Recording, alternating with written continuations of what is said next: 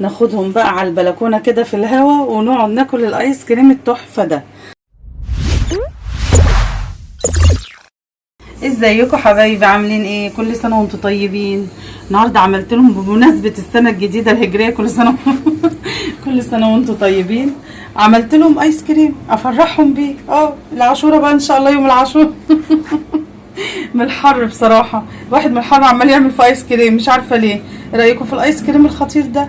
ومقاديره سهله والله وجميل جدا وتحفه بصراحه، وطعمه جميل جدا، هيعجبكم قوي. انا عملت لهم بالمانجا بمناسبه ان المانجا موجوده في السوق الوقت كتير، فرحت عامله لهم المره دي مانجا بقى. وممكن تعمل بطيخ، اي حاجه، اي فاكهه انت عايز تعمليها، ممكن تعمليها عنب، اي حاجه. بس انا اخترت بقى المانجا عشان موجوده يعني. ايه رايكم بقى؟ يا رب يا رب يعجبكم المنظر الجميل دوت. بصوا التحفه بقى، تحفه بصراحه، لازم ندوق طبعا. اهو بصوا الجمال ده، تحفه. عشان ادوق انا اول واحده. جميل جميل جميل، وطعمه مانجا خالص خالص والله، احلى من بره. يلا بينا بقى نشوف المقادير ايه، والحاجات الخفيفه اللي احنا عملناها دي البسيطه. يلا نشوف اتعمل ازاي. واو يلا بينا.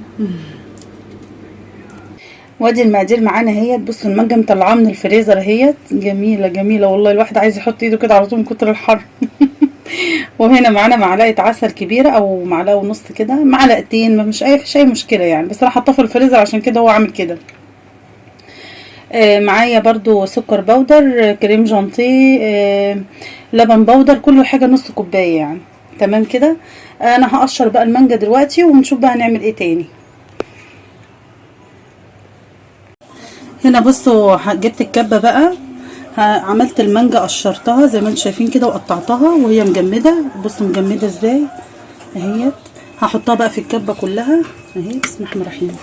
هحاول بسرعه يعني على قد ما اقدر، وهي طبعا مجمده كده، كل ما تبقى مجمده تبقى احسن، ومش هتاخد كريم جانتيه كتير.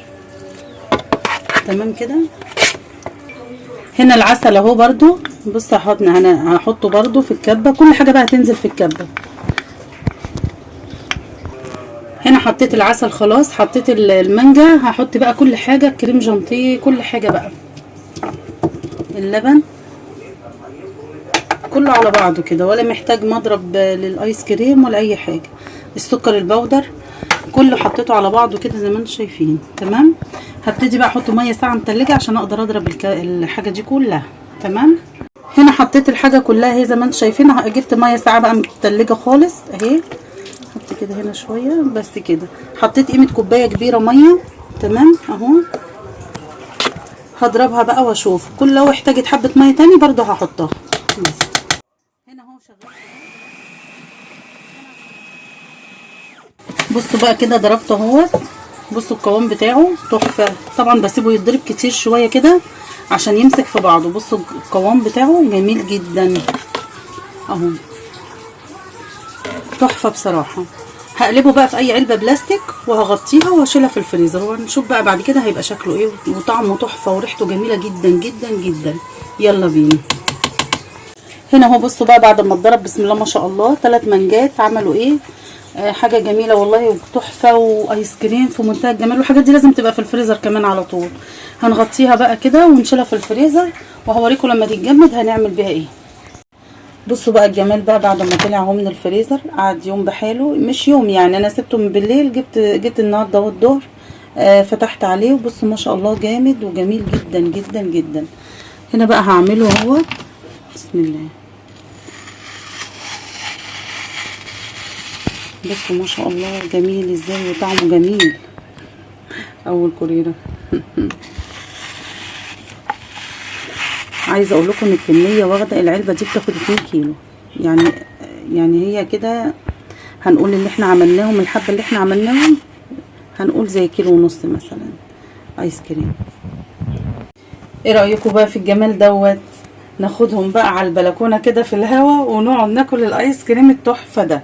طبعا انت وراحتك بقى، عايزه تعملي بقى ايس كريم بطيخ، كله نفس النظام، نفس الطريقه ونفس المقادير. ايه رايكم بقى في الجمال ده؟ تحفه بصراحه. عايزه اقول لكم انا مستعجله بسرعه عشان الحر اللي احنا فيه ده. يا رب يكون عجبكم الفيديو بقى، وما تنسونيش في اللايك والاشتراك والسبسكرايب. واقول لكم ايه. باي باي. باي باي باي باي باي باي